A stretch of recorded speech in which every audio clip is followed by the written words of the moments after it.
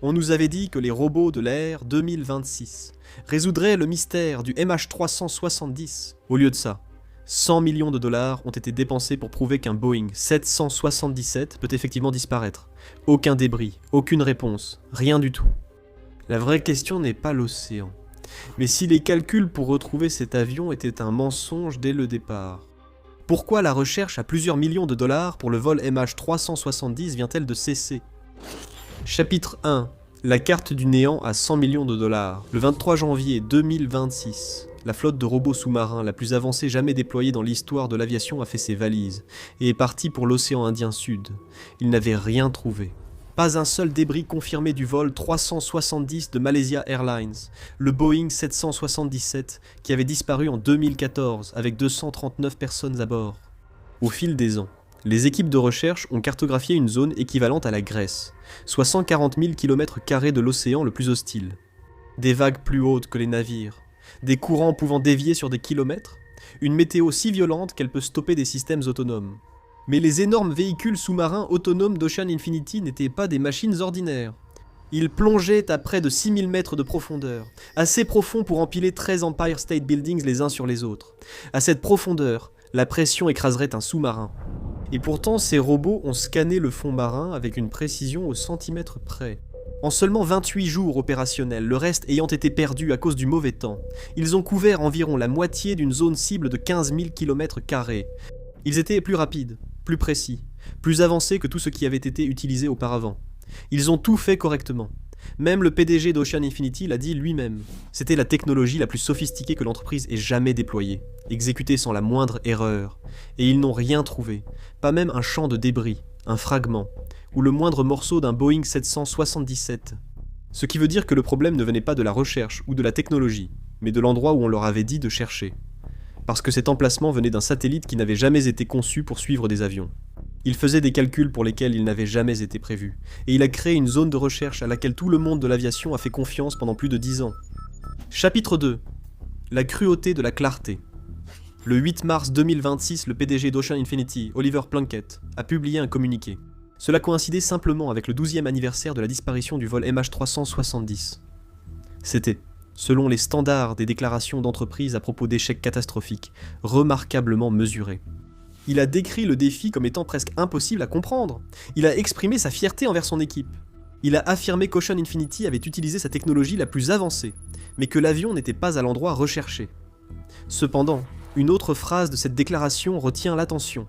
Celle qui dit que ne rien trouver a tout de même de l'importance, car cela apporte de la clarté. Cela élimine la zone déjà fouillée, réduit les possibilités et offre aux enquêteurs une carte plus claire. C'est techniquement exact. C'est une affirmation scientifiquement valable et raisonnable. C'est aussi, si vous faites partie des 239 familles qui attendent depuis 12 ans un cercueil qui n'est jamais venu, une déclaration absolument dévastatrice. La clarté par l'exclusion réconforte sur un tableau blanc, pas en personne. Depuis plus de 10 ans, les familles assistent à des conférences de presse sans révélation. Elles ont vu des navires de recherche équipés de satellites et de matériel de pointe partir, puis revenir seulement avec des cartes d'un fond marin vide. Elles ont retrouvé des morceaux de l'avion, un flaperon, un carénage de volet, un panneau de stabilisateur horizontal, échoué sur des plages à La Réunion et au Mozambique. C'est la preuve que le MH370 se trouve quelque part dans cet océan, et la confirmation que l'épave existe.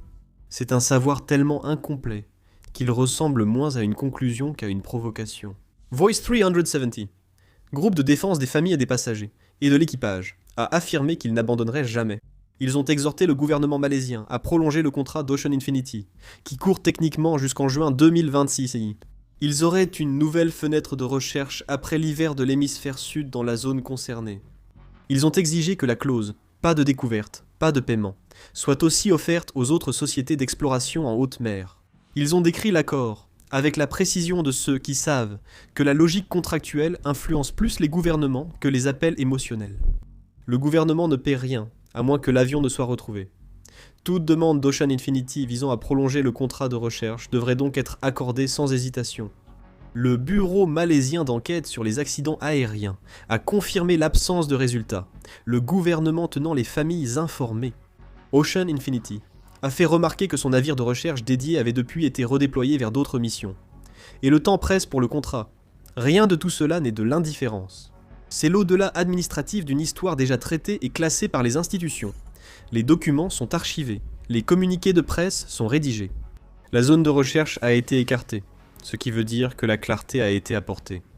Et quelque part dans l'océan austral, un Boeing 777 repose toujours sur le fond marin, attendant encore que quelqu'un pose de meilleures questions que celles que nous posons depuis 12 ans.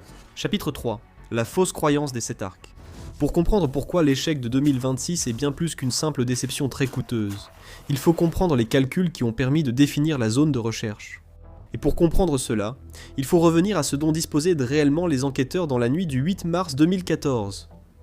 La réponse est pas grand-chose.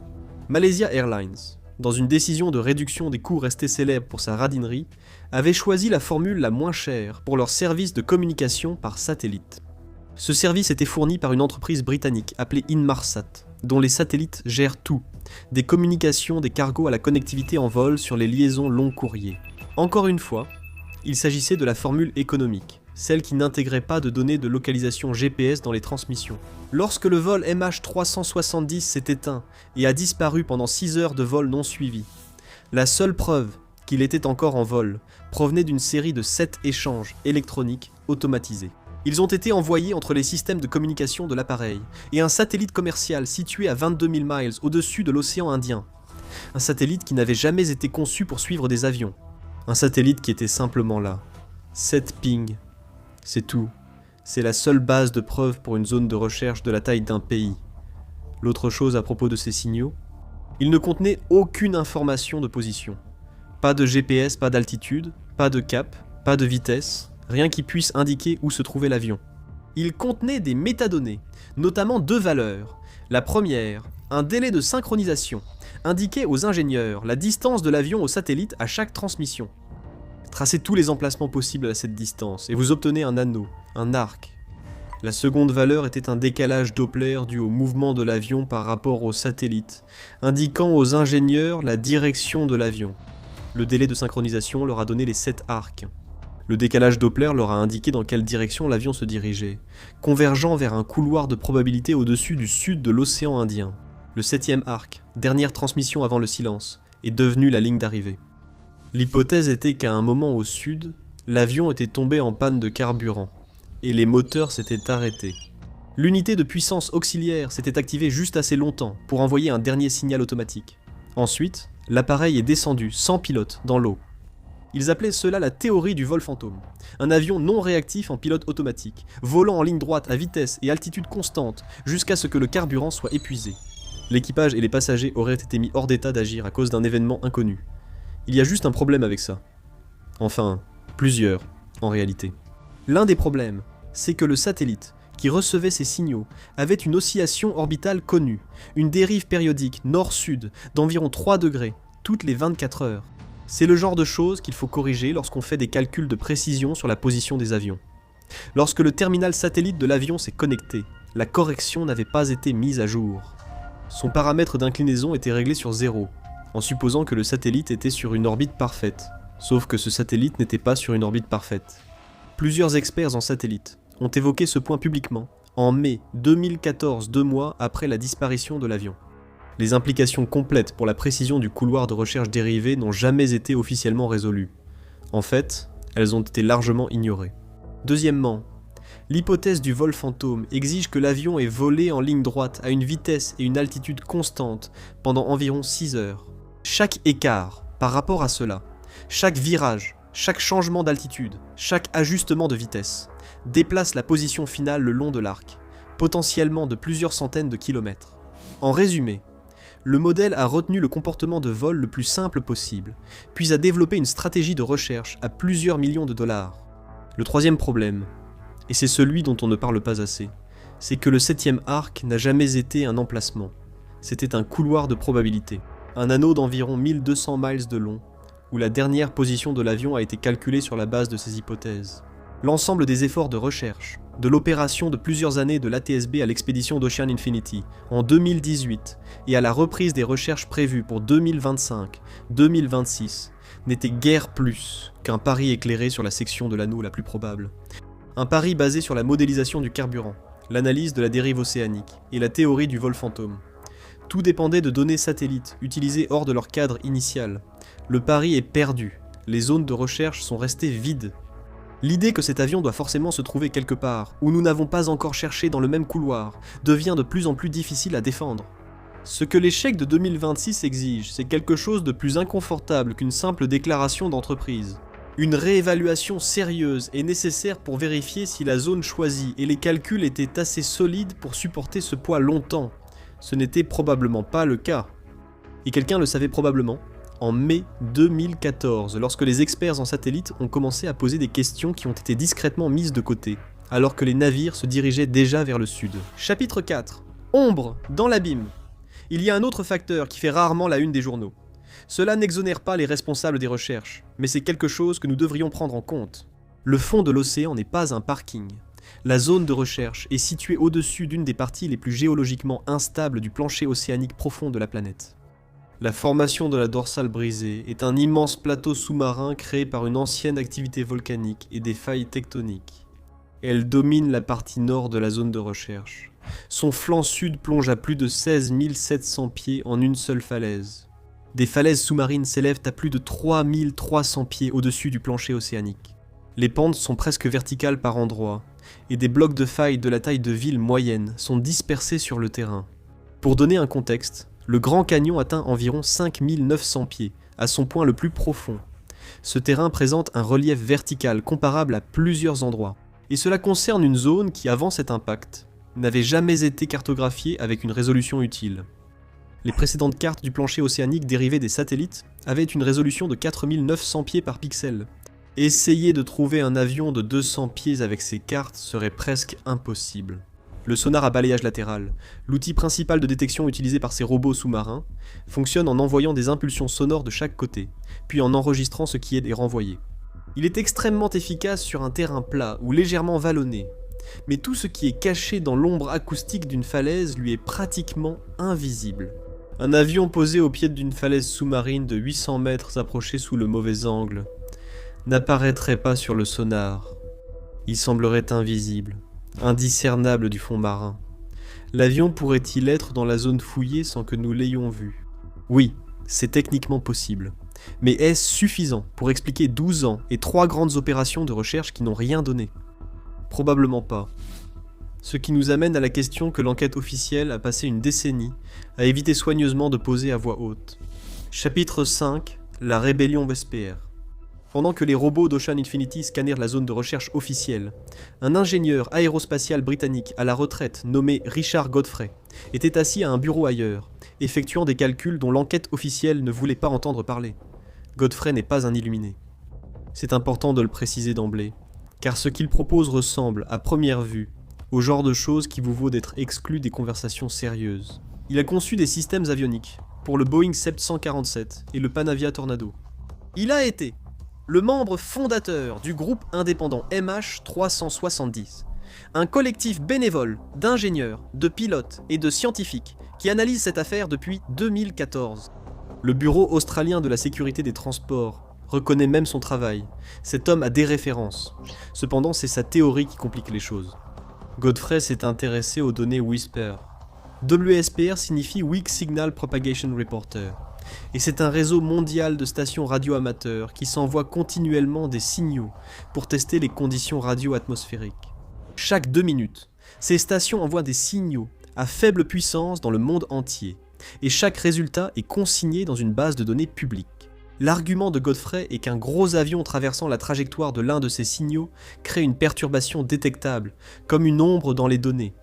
Et en passant au peigne fin les journaux Whisper de la nuit du 8 mars 2014, il affirme pouvoir reconstituer la véritable trajectoire de vol du MH370. Sa conclusion est que l'avion se trouve autour de 33 degrés de latitude sud, à environ 1200 miles à l'ouest de Perth. C'est précisément au milieu de la zone déjà fouillée par les recherches officielles. La réaction de la communauté scientifique à cela a été, pour le dire diplomatiquement, sceptique. Les experts en radio affirment que tout signal réfléchi par un avion serait bien trop faible pour être détecté de façon fiable. Victor Ianello, l'un des analystes indépendants les plus respectés de toute la communauté MH370 et ancien collaborateur de Godfrey, a publié des réfutations techniques détaillées. L'ATSB a reconnu Godfrey comme crédible sur le sujet du MH370 en général, tout en prenant soin de ne rien dire de positif à propos de Whisper en particulier. Donc, Whisper pourrait être erroné, et il l'est probablement, selon le consensus scientifique actuel. Mais la véritable contribution de Godfrey va au-delà de la méthode radio. C'est plutôt l'exigence sous-jacente que les calculs d'Inmarsat soient considérés comme une hypothèse plutôt que comme un verdict. Cette partie-là est plus difficile à contester, surtout aujourd'hui. Chapitre 6. La théorie du pilote actif. Vous vous souvenez de la théorie du vol fantôme.